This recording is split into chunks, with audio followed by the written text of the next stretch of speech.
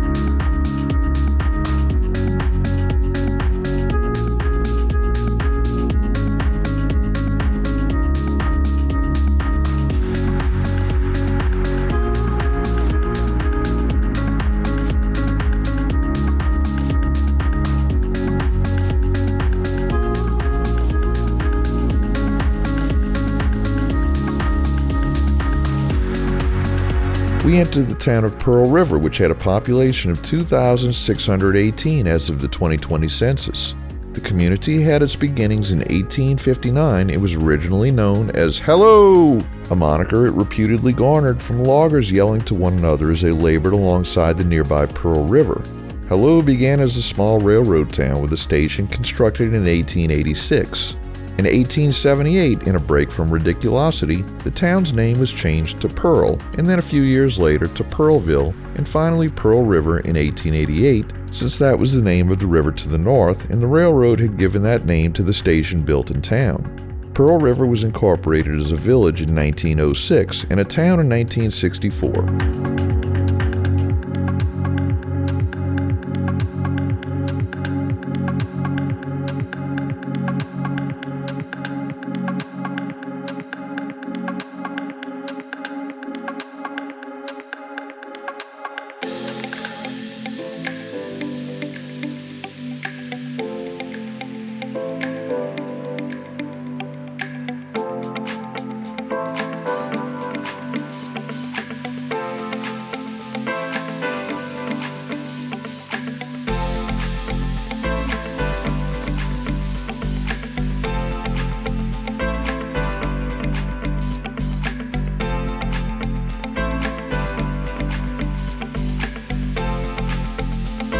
Here US-11 turns right and we see the southern termini of LA-41 to the left and LA-3081 straight ahead.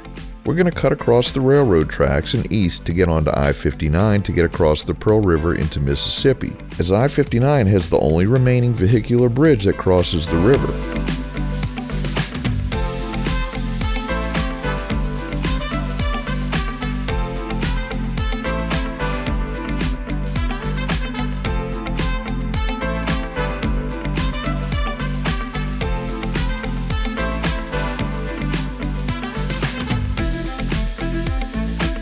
The route of US-11 has been heavily modified in this area over the years, something we plan to cover in a future series. The most recent modification is one of St. Tammany Parish's useless roundabouts.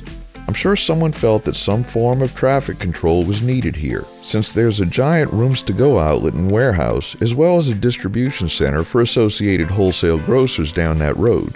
And I'm sure the truckers really appreciate having to navigate a roundabout to get there.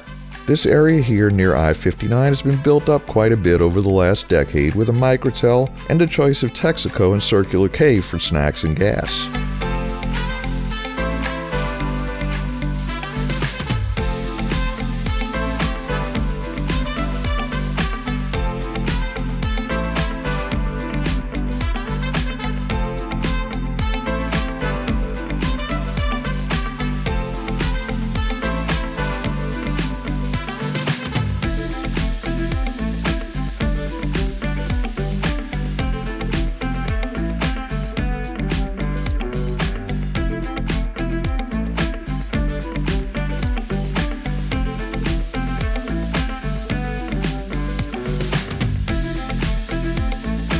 Here, US-11 gets onto the interstate for 8.5 miles to get us into Mississippi.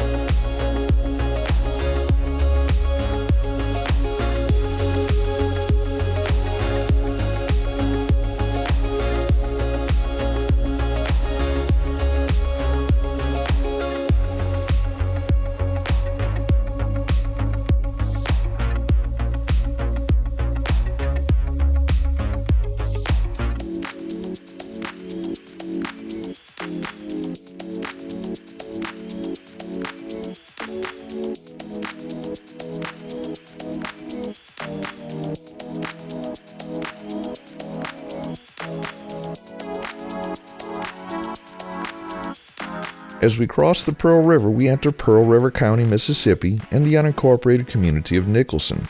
We'll take exit 1 as the concurrency with US-11 and I-59 ends. We'll be on the original alignment of US-11 for a short distance here, but going forward there have been a number of variations in the alignment over the years. However, US-11 still passes through most of the small towns that it has historically served, and this is one of the reasons we wanted to cover this particular highway. Nicholson is a small community with a population of 2,833 as of the 2020 census.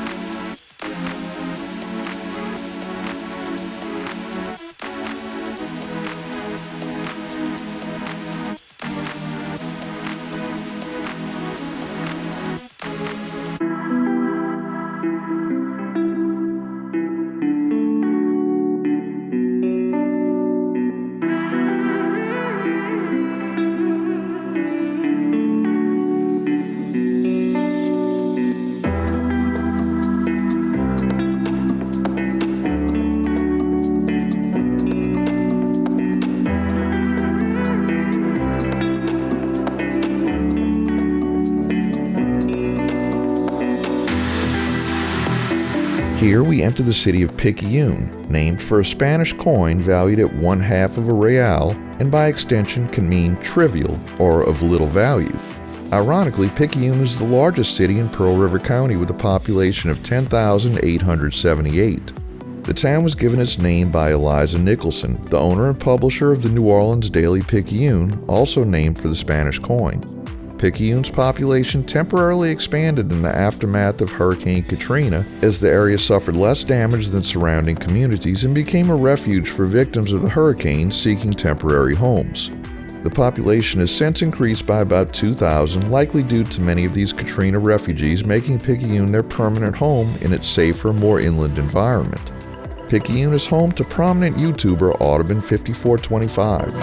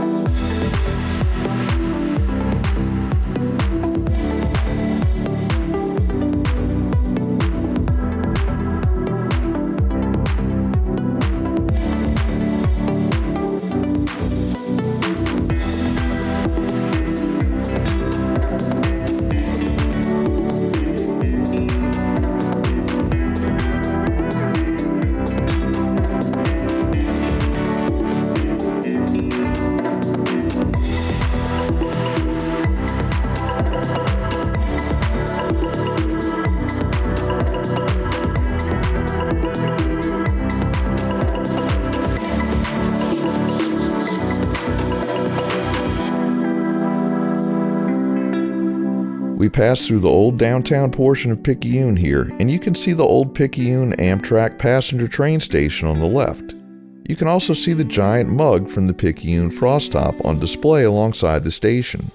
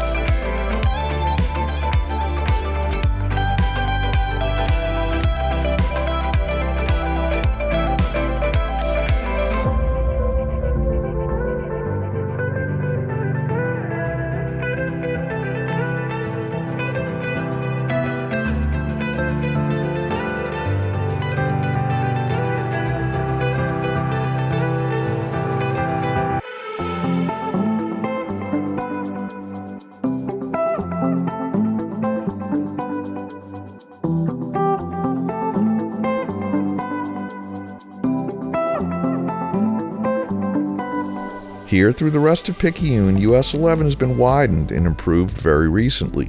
Prior to the multi-year widening project, this was just a 2-lane highway with an occasional center turning lane.